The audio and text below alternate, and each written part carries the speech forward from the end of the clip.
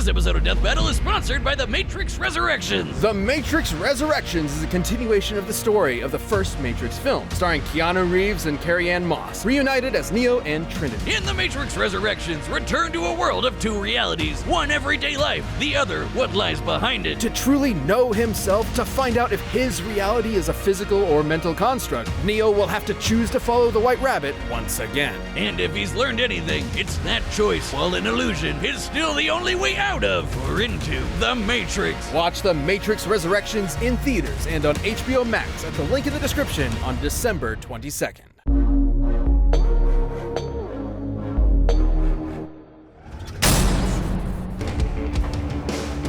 Life is pain, brutal and short.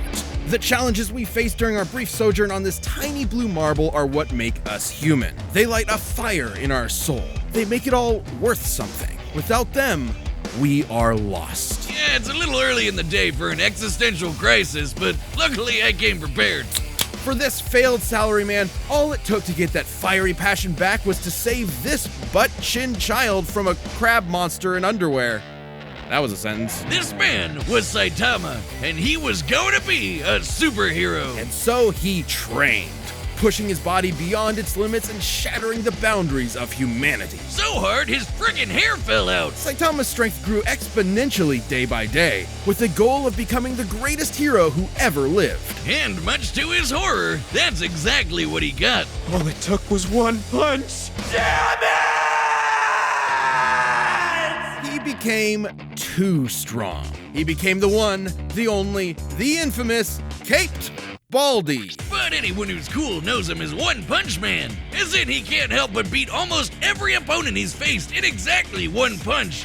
One friggin' punch! Now, to be clear, his superpower isn't that he can magically destroy anything in one punch. It's not like he got bitten by a radioactive Mary Sue. He's just so cartoonishly stronger than every other character in his universe that he might as well have. And this is a universe with some pretty whacked out monsters, like a giant who's over a quarter of a kilometer tall and can stomp city-sized craters into the earth. Or an Esper who can effortlessly pull giant meteors from outer space. Or a Monster King who shaved off a continent from the Earth's surface and lifted it into the stratosphere. And Saitama's never even broken so much as a sweat fighting any of them. During their battle, that same Monster King absorbed this huge chunk of the Earth's core and fired it at Saitama, who blocked it by squirt gunning some lava at it. The lava he was bathing in, naked. And then he punched him.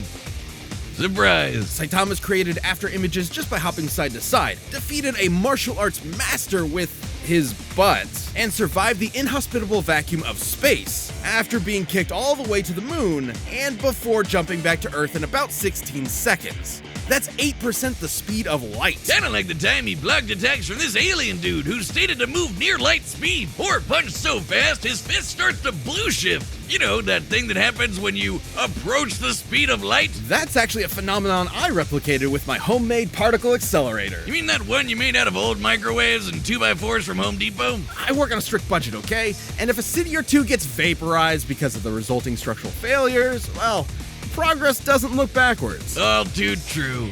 Well, while Wiz and I pretend that never happened, come back in a few days as we cover Saitama's opponent, Popeye the Sailor Man.